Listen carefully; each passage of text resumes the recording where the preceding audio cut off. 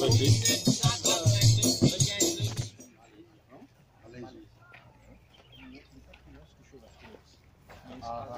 cave. Caves were still used to dig the wood. So as you can see here, this face was sculpted immediately. So this face is trapped in this cave. And here the sculptor he wants to show that if we pour water in it, we can really damage it. So we try to put water in it. Here. And now we can see the expression of the face. The face, yes. Expression of pain, of suffering.